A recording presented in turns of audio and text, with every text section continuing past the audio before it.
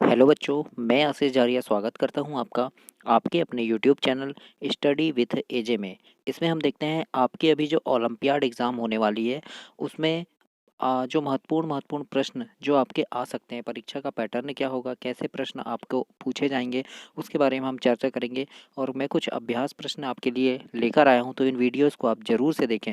इसका पहला पार्ट आज हम देखेंगे आपका सामाजिक विज्ञान का। इसमें गणित का, अंग्रेजी का मैंने आपको करवाया है। आज हम देखते हैं सामाजिक विज्ञान का पार्ट दूसरा। पहले पार्ट में मैंने 25 क्वेश्चन करवा दिया है, तो उनको आप ज़रूर देखें। ये दूसरा पार्ट है, तो दूसरा पार्ट में भी 25 क्वेश्चन रहेंगे। ऐसे और भी पार्ट लेकर आऊँगा जो सामान्य ज्ञान के आपके रहेंगे, कि आपको लगभग इस टाइप के प्रश्न पूछे जा सकते हैं आपके ओलंपियाड एग्जाम में।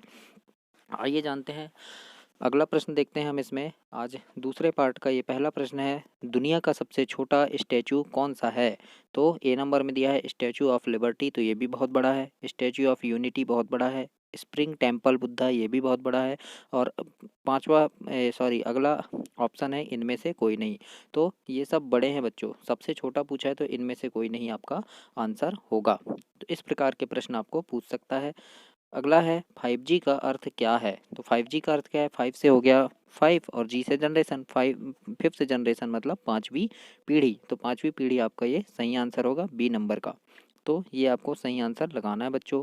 अगला है पशु वध निषेध है मौलिक अधिकारों में, मौलिक कर्तव्य में, नीति निर्देशक तत्वों में, या इनमें से कोई नहीं। तो इसका सही आंसर होगा नीति निर्देशक तत्वों में।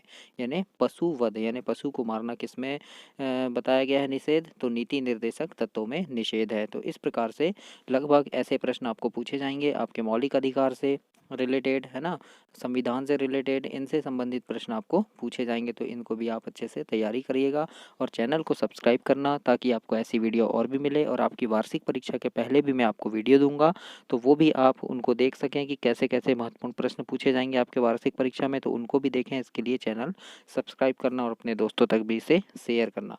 अगला प्रश्न है, भारत के कितने बाघ संरक्षित क्षेत्र हैं? तो भारत में कितने बाघ संरक्षित क्षेत्र हैं? तो इसका आंसर होगा बच्चों 53। 53 बाघ संरक्षित क्षेत्र भारत में हैं। अगला प्रश्न है, क्षेत्रफल की दृष्टि से भारत का सबसे बड़ा राज्य कौन सा है? तो राजस्थान है बच्चों, ये याद रखना। क्षेत्रफल की दृष्टि में, है ना, जनसंख्या में पूछे तो उत्तर प्रदेश आएगा, लेकिन क्षेत्रफल में पूछा है तो राजस्थान आप लगाएंगे। राजस्थान क्षेत्रफल की दृष्टि से सबसे बड़ा राज्य है। अगला है, भारत के रक्षा मंत्री कौन है? तो कौन है भारत के रक्षा मंत्री? राजनाथ सिंह हैं, याद रखिएगा। राजनाथ सिंह कौन है? भारत के रक्षा मंत्री हैं, है ना। योगी आदित्यनाथ कौन है? तो ये उत्तर प्रदेश के मुख्यमंत्री हैं, है ना। तो ये याद रखिएगा बच्चों, रक्षा मंत्री पूछा है तो राजनाथ सिंह हैं। अगला प्रश्न है, भारत में वाहन चलने हेतु लाइसेंस प्राप्त कराने की आयु क्या है? यानी वाहन चलाने हेतु लाइसेंस प्राप्त कराने की आयु क्या है? तो 18 वर्ष है, सभी को पता है ना। 18 वर्ष के जब आप हो जाएंगे तो आपको लाइसेंस प्राप्त हो जाएगा वाहन चलाने का। भारतीय रुपए का चिन्ह कौन सा है? तो आप सबको पता है रुपए इस प्रकार का चिन्ह रहता है, तो ये है भारतीय अपने रुपए का चिन्ह। तो ऑप्शन नंबर डी आपका सही होगा। अगला प्रश्न है इसमें, भारतीय संविधान का कौन सा अनुच्छेद जम्मू कश्मीर से हटाया गया है? तो कौन सा हटाया गया है? 370। अभी हाल ही में चल रही थी ये बात, तो आपको सभी को याद होगा 370, धारा 370 हटाई गई है जम्मू कश्मीर से।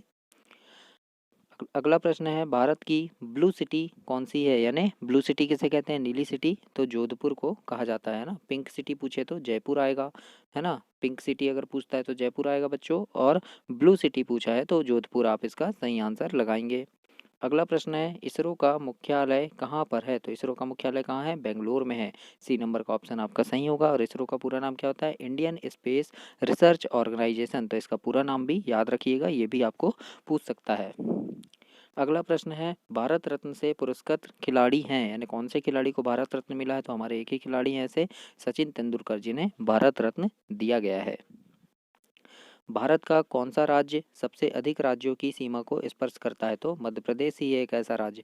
और अगर पूछे कितने राज्य बच्चों, तो आप लगाएंगे 5 राज्य, है ना। 5 राज्यों की सीमा को ये स्पर्श करता है।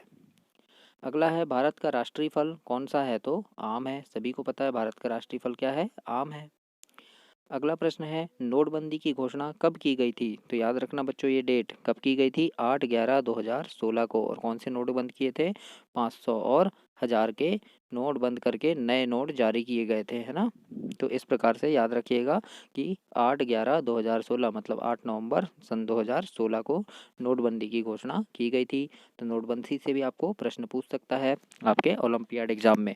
तो इस प्रकार से प्रश्नों की तैयारी आप करेंगे। अगला प्रश्न देखते हैं, दुनिया का सबसे छोटा पक्षी कौन सा है। तो छोटा पक्षी क्या है, हमिंग बर्ड, है ना। हमिंग बर्ड को क्या कहते हैं, सबसे छोटा पक्षी है दुनिया का। और सबसे बड़ा पूछे तो शुतुरमुर्ग है, याद रखिएगा। अगला है, विश्व का सबसे प्राचीन खेल कौन सा है। तो कौन सा है, कुश्ती, है ना। कुश्ती जो है अपने विश्व का सबसे प्राचीन खेल है, बहुत पहले से कुश्ती खेली जाती है। चचाई जलप्रपात किस जिले में है। तो याद रखना रीवा जिले में है बच्चों, है ना। मंडला में भी नहीं है, जबलपुर में भी नहीं है और सिवनी में भी नहीं है। कहाँ है, रीवा जिले में चचाई जलप्रपात है। अगला प्रश्न है, मध्य प्रदेश में विद्युत अनुसंधान केंद्र कहाँ स्थित है। तो ये भोपाल में स्थित है। मध्य प्रदेश पंचायती राज व्यवस्था का कौन सा ढांचा अपनाया गया है। मध्य प्रदेश में पंचायती राज व्यवस्था का कौन सा ढांचा है। तो 3 स्तर है ना। त्रिस्तर बनता है, त्रिस्तर है। कौन कौन से त्रिस्तर है, सबसे पहले है जिला पंचायत, उसके बाद जनपद पंचायत, फिर ग्राम पंचायत। ऐसे 3 स्तर पंचायती राज व्यवस्था का है मध्य प्रदेश में। अगला प्रश्न है बच्चों, मध्य प्रदेश की कौन सी जाति अपने को राजपूत मानती है। तो कौन सी जाति है ये, कोरकू जाति जो है ये किस अपने आप को क्या मानती है, राजपूत मानती है। तो इस बात को आप याद रखिएगा कि प्रश्न अगर पूछे तो कोरकू जनजाति जो है अपने को क्या मानती है, राजपूत मानती है। अगला प्रश्न है, मध्य प्रदेश में कहाँ प्रदेश का पहला पर्यटन नगर बनाया गया था। तो शिवपुरी को बनाया गया था, याद रखिएगा बच्चों। अगला देखते हैं, मध्य प्रदेश में कितने नगर निगम है। तो 16 है कुल, है ना। नगर निगम कितने हैं, 16 है, याद रखिएगा।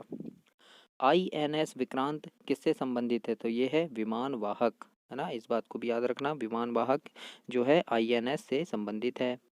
अगला है यहाँ पे, टेल्गो यानी तेज गति की ट्रेन कौन से देश की कंपनी द्वारा बनाई गई है। तो ये है स्पेन की कंपनी द्वारा बनाई गई है। तो इस वीडियो में भी बच्चों आपके 25 प्रश्न कंप्लीट हुए। ये था आपका सामान्य ज्ञान ओलंपियाड का सेकंड पार्ट। अगले पार्ट लेकर आऊँगा अगली वीडियो के लिए। चैनल को सब्सक्राइब करें ताकि आपको ऐसी ही वीडियो और भी मिले, और बेल आइकन को प्रेस करना, लाइक बटन दबाना बच्चों, और अपने दोस्तों तक भी इसे शेयर करना। धन्यवाद।